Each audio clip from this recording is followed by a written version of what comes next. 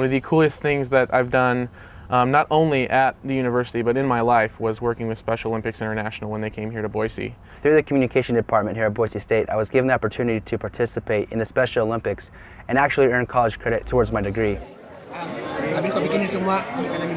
It was a huge deal. There was over 150 countries here, so there was people from all over the world here in Boise, Idaho. We were actually paired with teams from different universities. We had people from the University of North Carolina, University of Miami, and in that team we went out basically every single day with the goal to make a short documentary. And those pieces were actually scrutinized and critiqued by professionals that work along the East Coast with newspapers and different media. I worked with a producer from Special Olympics International from Washington, D.C., who's been producing documentaries for over 40 years. So this guy really knows his stuff, and I got to work hand in hand with him doing interviews about Special Olympics.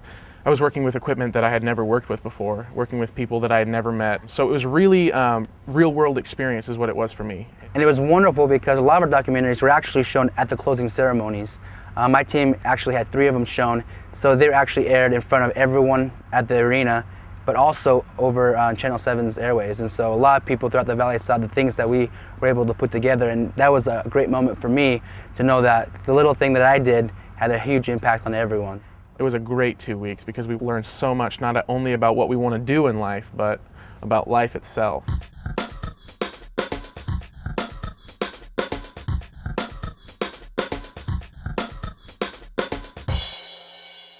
Last year I lived in the Civic Leadership Residential College.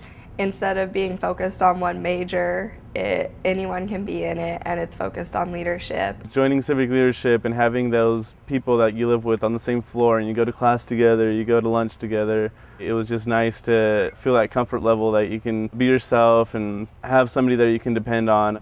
Also, it's not just the classes, we do stuff outside the classroom. We decided that we wanted to do some extra team building before the end of the year and picked out a caving experience through outdoor programs, which ended up being a lot more extreme than we all thought it would be. But by the end of the time, we were all excited about the stories that we'd have to tell later, and it brought us closer together as a group.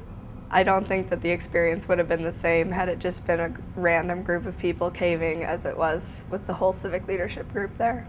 I mean, it's all these different experiences that just bring everybody together. And you build a friendship that, pretty much lasts forever.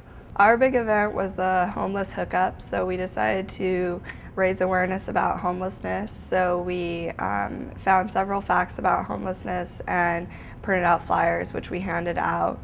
Some of our members also went and helped out at the Boise Rescue Mission, and then we had a week-long clothing and food drive for the Boise Rescue Mission. Being in the residential college for the College of Business, we run Dawson's 4.0, which is in the multi-purpose building. Being a business major, it just gave me that assurance that was what I was looking for in a major. It's just a good experience having those resources and having those connections that help you step out of your comfort zone and guide you along the way to reach that level you never thought you would.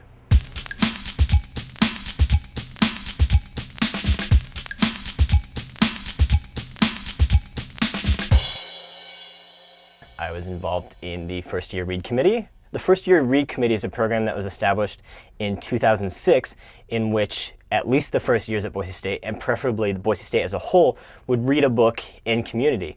Every year the book is chosen, and the point is for the campus as a whole not only to read the book together, but then to interact together. And then students get to interact with who we bring to campus. This last academic year, we did this book, 3 Cups of Tea, and we brought author Greg Mortensen to Boise State, which I got to be involved in a lot. Greg Mortensen's whole mission and what 3 Cups of Tea details is to build schools for girls, particularly in the Middle East. That's one thing that's great about not just being involved at Boise State, but being involved in the First Year Read Committee is getting to meet all sorts of new, cool people. Ladies and gentlemen, it is my privilege to introduce Mr. Greg Mortensen, the author of 3 Cups of Tea.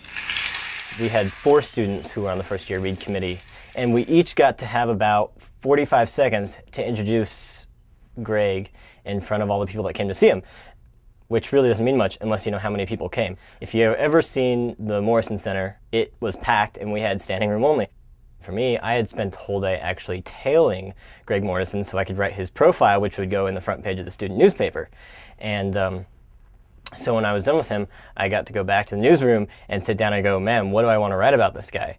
And that additional involvement allowed me to get to know Greg even better, because I followed him around all day and actually sat down and talked to his agent.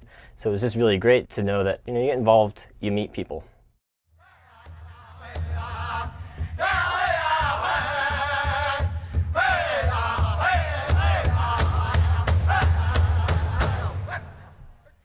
I am the president of the Intertribal Native Council at Boise State University, and our student organization hosts the annual Seven Arrows Powwow. It's the largest student-sponsored event on campus.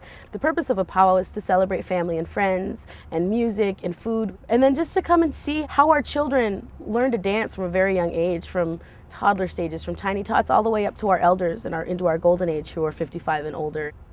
The powwow starts with a grand entry, and a grand entry is like a procession. It brings in the colors, all of our flags, our Eagle staff, the United States flag, the state flag. The grand entries are definitely, I think, one of the best parts, because everybody's so excited to be there, and everybody has new regalia to show off sometimes, like new beadwork and new colors, or if little kids are learning how to put together their own outfits, you'll see them in their own regalia. And why this is important for the community is because they're seeing something that we are very, very much attached to. Like, they're hearing songs that have been in our families for generations. They're seeing regalia that's sometimes 50, 60, and 70 years old, passed on from grandmas and great-grandmas or great-grandfathers. This is what we have held on to through this history of oppression and segregation and discrimination, that we still have our music and our art and our dance. The one thing positive that we hold on to is being able to come to a powwow and celebrate that. And so that's something we want to share with the non-Indian community, and it adds a very, very colorful facet to what Boise State is.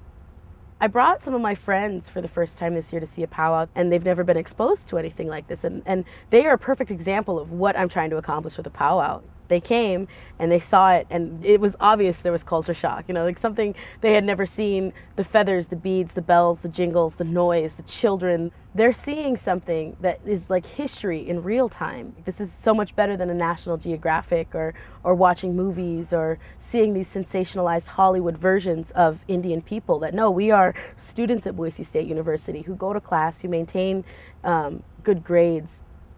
We're making cultural experiences accessible to our peers. I mean, it's free knowledge.